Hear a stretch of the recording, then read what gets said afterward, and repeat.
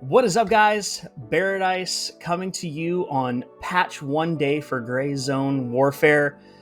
I'm pumped. I'm so excited. They sent a message out through Discord about 4:30 this morning, my time. And so when I got a message from Kemp this morning. He was saying, you better be ready. It's coming. It's coming. But they basically shut down the servers for about an hour, and then they were implementing everything from the beta tests over the last week, plus everything from this weekend. Everybody that helped out with the testing chat or the testing with the beta and filled out that Google Doc like we all did, that we were part of the beta test. Basically, it was asking you to submit videos and things like that to go over. So actually, I wanted to start the video with a couple of my the things that I noticed within playing the beta. I played about 4 hours of the beta yesterday, and then multiple days before. But here's what I noticed yesterday. So there were multiple server resets that I know that they were using to put in patches, right? But it seemed to be about every hour that they were restarting the server. But every single time it got better and better and better. So I did notice improved performance. I did. It was only about 7 to 10 frames, but in the scale of things, 7 to 10 frames is a step in the right direction. Reticles are fixed. So the reticles for the AKs, for the M4s, for the CQA1s, for everything, the Glock, all the reticles are fixed. The Viper for the Glock is the one in particular that wasn't working right. Key spawns, they seemed higher. Over the 3 places that I went, that I did not go to Bonpa, but I went to Hunter's Paradise, YBL, and Sawmill just to test where those were. I noticed about 50%, 40% more keys than what we would normally see. And this is over multiple drops. So I think between the 4 of us, we found a lot of keys at Hunter's Paradise. We found some at Sawmill, and we found a couple at YBL. Speaking of YBL, the AI seem to be tiered now. So, and I don't know if there is like a centralized zone that if an AI spawns within this particular area, that this is how strong they're going to be. Obviously, the gear that they're wearing should be an indicator of how strong they are as an AI, but we'll see. But the thing that I noticed was that when I was walking south into YBL up the road, I got to the top of the hill. I allowed the AI to spot me and begin shooting at me, and it was like I was in Star Wars. They missed every single shot. So then I boom, boom, boom, move up, and then the ones from the hill start shooting at me. I got hit once, and it was in the hand. Okay, so boom, boom, boom, took care of those 3. Went into the bunker. The first level, there was, I think, one AI, and it wasn't the one that normally stood at the very end of the hallway. That one was not there. He was actually next to the entrance. So it does appear as though they have fixed the AI being stuck in the walls, because I went through the entire bunker. I killed all the AI and didn't have any issue with any AI being stuck in the wall. I killed the boss. Everything was good. And then as soon as all the AI are dead, it's quiet. No more getting yelled at for the entire time that you're in YBL. The other thing is, I heard footsteps. I know. Crazy. I heard footsteps. I could hear an AI coming down the stairs and running towards me.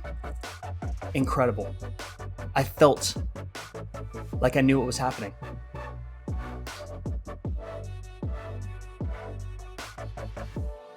Speaking of the multiple disconnections, they were obviously intentional. It wasn't crashes. You do a rollback. If you disconnect and you're completely kicked out of the server, you do a rollback instead of it being boom, essentially 5 seconds after you log out, and that's where your character is, because technically you died.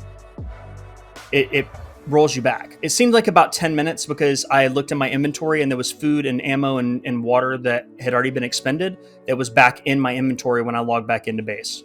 So hopefully that's a sign of things that are implemented in this patch. The other really cool thing that they mentioned in the patch notes is that now the helicopter gives you a heads up before it leaves. It's about a 10-second notice for the entire squad. I learned a lesson yesterday. If you're standing at the edge of the pool, you cannot make it to the helicopter. Get out your inventory, leave from the corner of the pool, and make it to the helipad in 10 seconds. I tried. But on to the patch notes. So before we start, I want to say this. 200 issues players reported. This is not 200. This list is not 200. So that means that they may be keeping a few of their cards closer to their chest because they don't want to say, we nerfed the AI. And then you go to YBL and you get killed by one stray bullet and then a freaking hit piece goes out and it's like, that's BS. They didn't do anything. Trust the process. But for now, what they have told us is that a lot of the squad stuff, the notifications, the chat, the adding the member button has been fixed. The vegetation that didn't react appropriately to shooting, hopefully that means that there's no bulletproof banana leaves, which we have seen throughout the entire thing. An issue where the main menu song would keep playing after joining the server. I never saw that, but that doesn't mean that it didn't happen. An issue where getting killed by a landing helicopter could lead to a friendly fire report. That's kind of funny. I'm really glad that didn't happen to me.